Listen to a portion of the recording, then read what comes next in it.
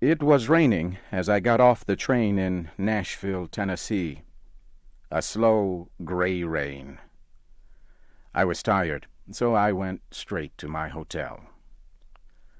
A big, heavy man was walking up and down in the hotel lobby.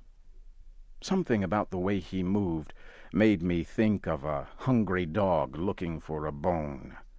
He had a big, fat, red face and a sleepy expression in his eyes.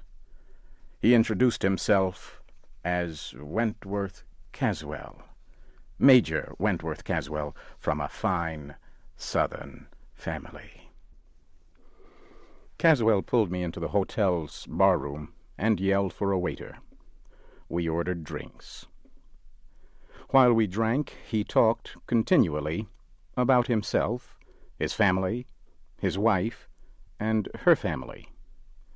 He said his wife was rich.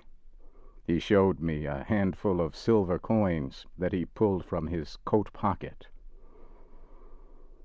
By this time, I had decided that I wanted no more of him. I said good night. I went up to my room and looked out the window. It was 10 o'clock, but the town was silent. A nice, quiet place, I said to myself as I got ready for bed. Just an ordinary, sleepy Southern town. I was born in the South myself, but I live in New York now. I write for a large magazine. My boss had asked me to go to Nashville. The magazine had received some stories and poems from a writer in Nashville named Azalea Adair. The editor liked her work very much. The publisher asked me to get her to sign an agreement to write only for his magazine. I left the hotel at 9 o'clock the next morning to find Miss Adair. It was still raining. As soon as I stepped outside, I met Uncle Caesar. He was a big old black man with fuzzy gray hair. Uncle Caesar was wearing the strangest coat I had ever seen. It must have been a military officer's coat. It was very long, and when it was new, it had been gray. But now, rain, sun, and age had made it a rainbow of colors. Only one of the buttons was left. It was yellow, and as big as a 50-cent coin. Uncle Caesar stood near a horse and carriage. He opened the carriage door and said softly, "Step right in, sir. I'll take you anywhere in the city."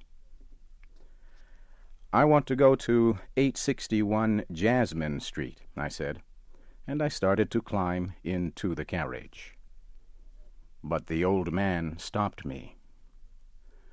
"Why do you want to go there, sir?"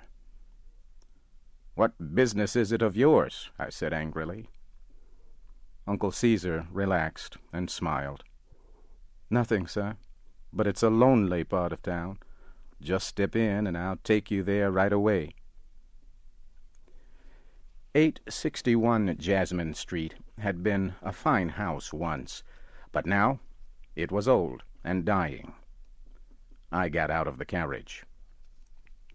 "That will be $2, sir," Uncle Caesar said. I gave him 2 $1 bills. As I handed them to him, I noticed that one had been torn in half and fixed with a piece of blue paper. Also, the upper right-hand corner was missing. Azalea Adair herself opened the door when I knocked. She was about 50 years old. Her white hair was pulled back from her small, tired face. She wore a pale yellow dress. It was old, but very clean. Azalea Adair led me into her living room. A damaged table, 3 chairs, and an old red sofa were in the center of the floor. Azalea Adair and I sat down at the table and began to talk. I told her about the magazine's offer. She told me about herself. She was from an old Southern family. Her father had been a judge. Azalea Adair told me she had never traveled or even attended school. Her parents taught her at home with private teachers. We finished our meeting. I promised to return with the agreement the next day, and rose to leave. At that moment, someone knocked at the back door. Azalea Adair whispered a soft apology and went to answer the caller. She came back a minute later with bright eyes and pink cheeks. She looked 10 years younger. "You must have a cup of tea before you go," she said. She shook a little bell on the table, and a small black girl about 12 years old ran into the room. Azalea Adair opened a tiny old purse and took out a $1 bill. It had been fixed with a piece of blue paper, and the upper right-hand corner was missing. It was the $1 I had given to Uncle Caesar. "Go to Mr. Baker's store, Impey," she said, "and get me 25 cents worth of tea and 10 cents worth of sugar cakes, and please hurry." The child ran out of the room. We heard the back door close. Then the girl screamed, her cry mixed with a man's angry voice. Azalea Adair stood up. Her face showed no emotion as she left the room. I heard the man's rough voice and her gentle one. Then a door slammed, and she came back into the room. "I am sorry, but I won't be able to offer you any tea after all," she said. "It seems that Mr. Baker has no more tea. Perhaps he will find some for our visit tomorrow." We said goodbye. I went back to my hotel. Just before dinner, Major Wentworth Caswell found me. It was impossible to avoid him. He insisted on buying me a drink, and pulled 2 $1 bills from his pocket. Again, I saw a torn dollar fixed with blue paper, with a corner missing. It was the one I gave Uncle Caesar. How strange, I thought. I wondered how Caswell got it.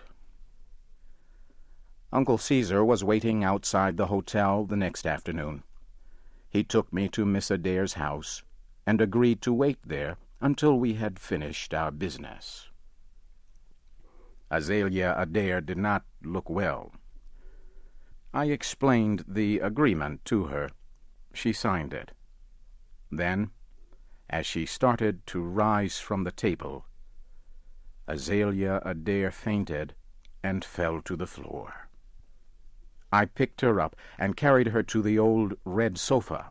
I ran to the door and yelled to Uncle Caesar for help. He ran down the street. 5 minutes later, he was back with a doctor. The doctor examined Miss Adair and turned to the old black driver. "Uncle Caesar," he said, "run to my house and ask my wife for some milk and some eggs. Hurry." Then the doctor turned to me. "She does not get enough to eat," he said. "She has many friends who want to help her, but she is proud.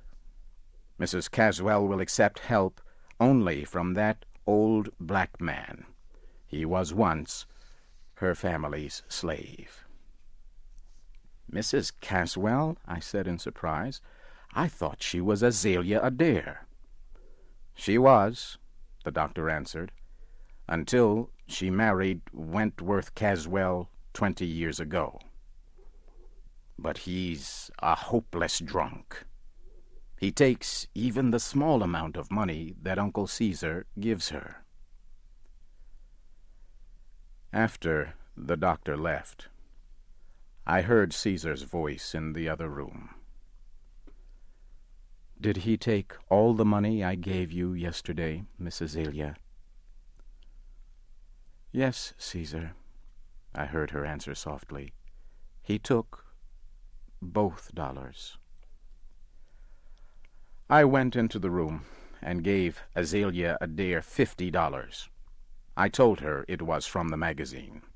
Then Uncle Caesar drove me back to the hotel. A few hours later, I went out for a walk before dinner. A crowd of people was talking excitedly in front of a store. I pushed my way into the store.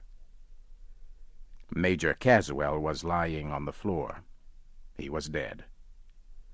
Someone had found his body on the street. He had been killed in a fight. In fact, his hands were still closed into tight fists. But as I stood near his body, Caswell's right hand opened. Something fell from it and rolled near my feet. I put my foot on it, then picked it up and put it in my pocket. People said they believed a thief had killed him. They said Caswell had been showing everyone that he had $50, but when he was found, he had no money on him. I left Nashville the next morning. As the train crossed a river, I took out of my pocket the object that had dropped from Caswell's dead hand. I threw it into the river below. It was a button, a yellow button, the one from Uncle Caesar's coat.